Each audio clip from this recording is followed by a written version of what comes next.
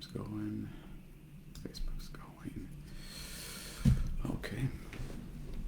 Alrighty. Good morning, everybody. Welcome to the PT on Ice Daily Show, brought to you by the Institute of Clinical Excellence.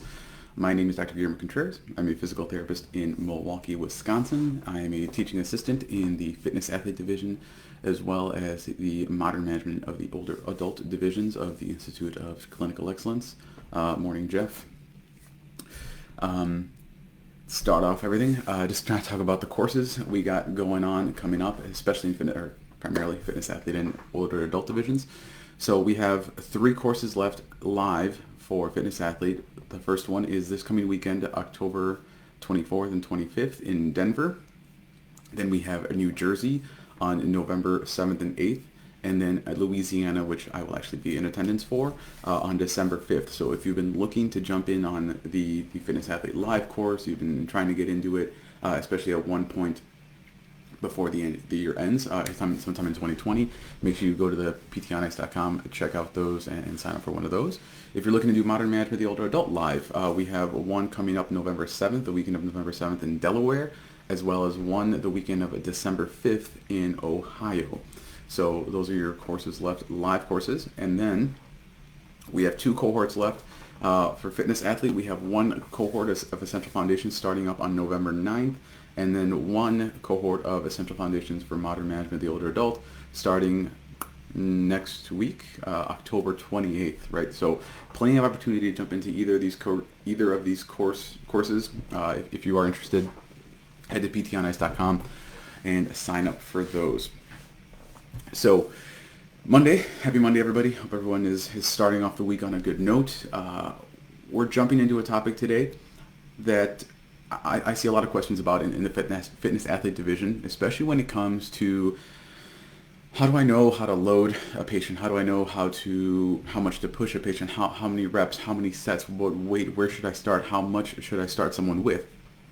And I've kind of talked about it in the past before with some different individuals, but using the warm-up, right? So in CrossFit, in weightlifting, in functional fitness, whatever it is you do for your chosen fitness modality, the warm-up is typically where you kind of get an idea of how you personally feel.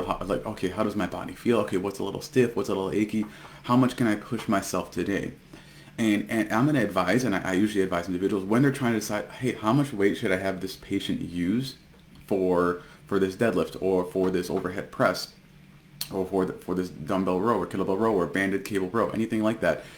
Take advantage of the warm-up as an opportunity to gauge where that individual is on that specific day for what they want to do or how you want to push them, right? Don't use don't use the warm-up. Don't be like, all right, Margaret, let's get you on the bike. Let's get you on the new step, 10 minutes. I'll be right back. And you walk away, right? Don't put them on something, walk away, go to your phone, catch up on notes, right? You'll have time hopefully eventually to kind of catch up on notes, but take that opportunity during the warm-up after you kind of get an idea of where they're at. You look at them, you talk to them, you check their asterisk signs.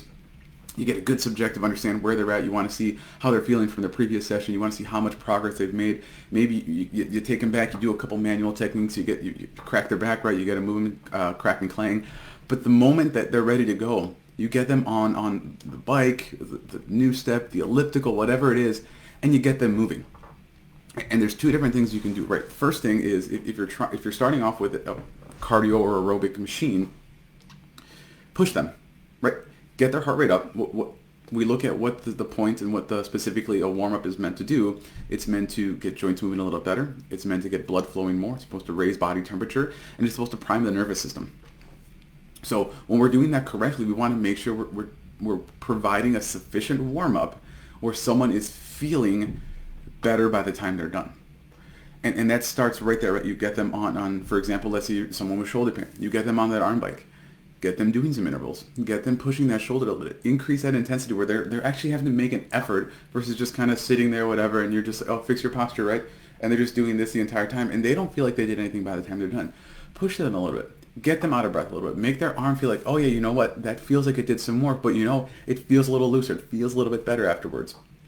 And encourage them to push themselves because it's not like they're gonna go that hard and then okay, now let's go straight to like action, let's get moving, right?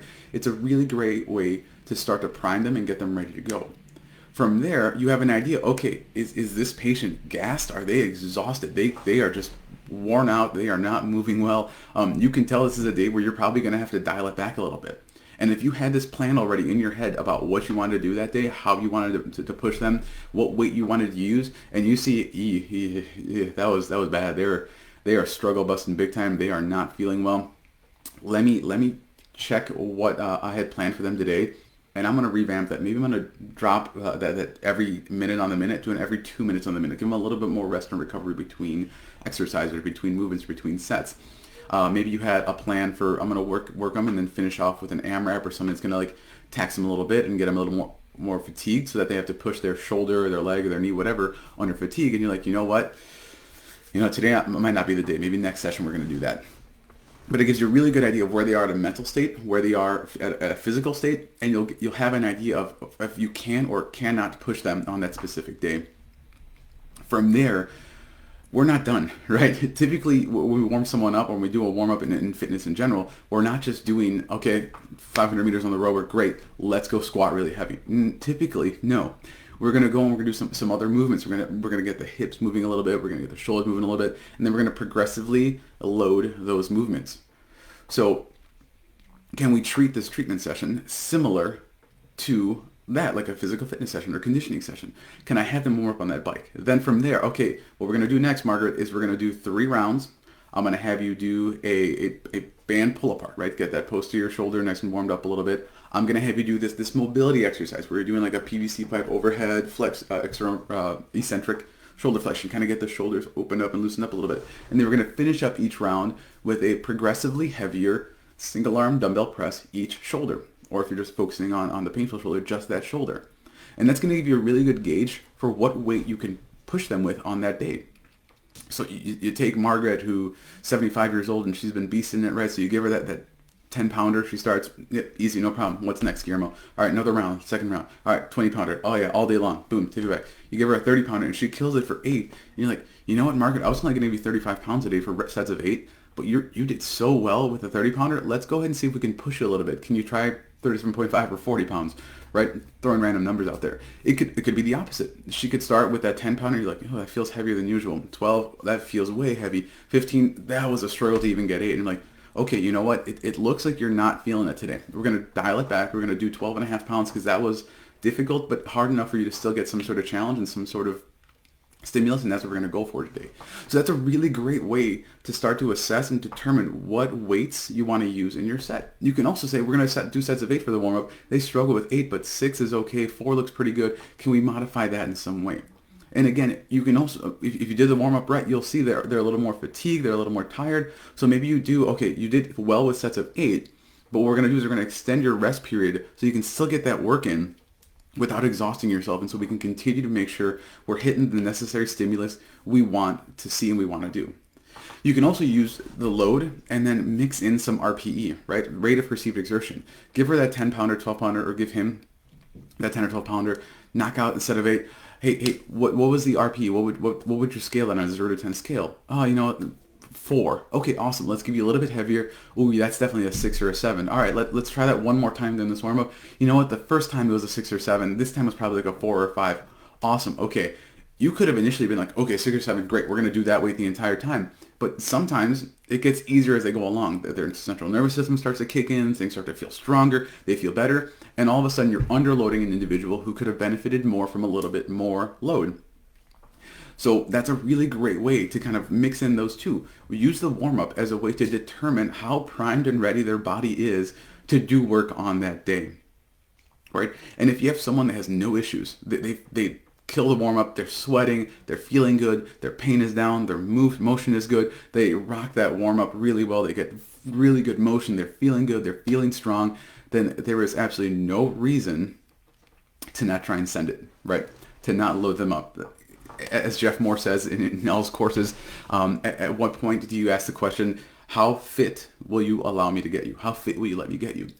And that's where we can use this concept of using the warm-up and the movement prep, or whatever you want to call it, as a way to really determine what is the best load, the best weight, the best resistance, the best time domain. What can we use to give you the best stimulus to not only reduce your pain and to improve your motion and to improve your strength, but get you stronger and fitter as a whole, as an individual, as an athlete, right?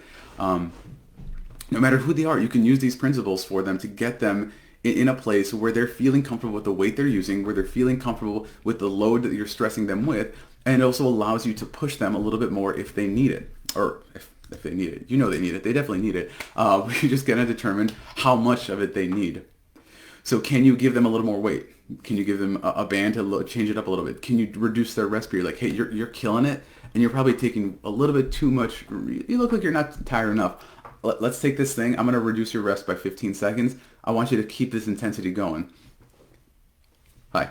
Sorry about that.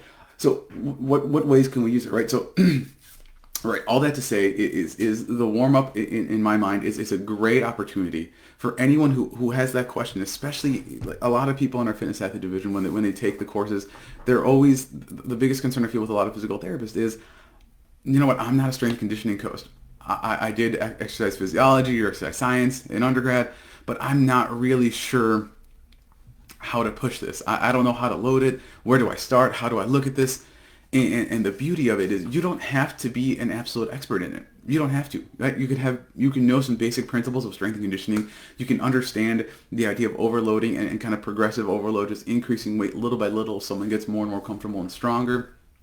And then as they get there, or as you get there, as you start to learn more, you can use something like this where you can use the warm-up to assess mental strength right now, or how good they're feeling, how strong they're feeling.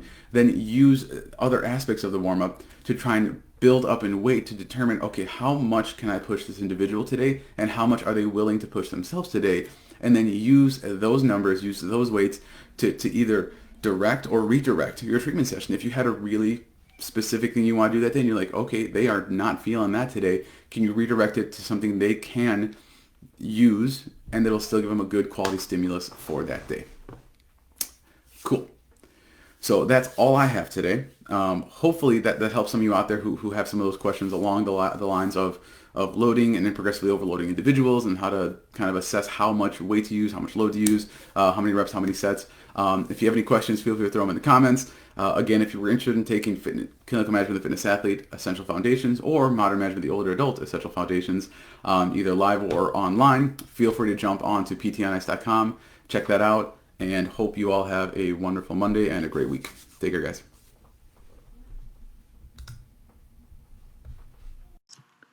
Hey, thanks for tuning in to the PT on Ice Daily Show. If you enjoyed this content, head on over to iTunes and leave us a review. And be sure to check us out on Facebook and Instagram at the Institute of Clinical Excellence.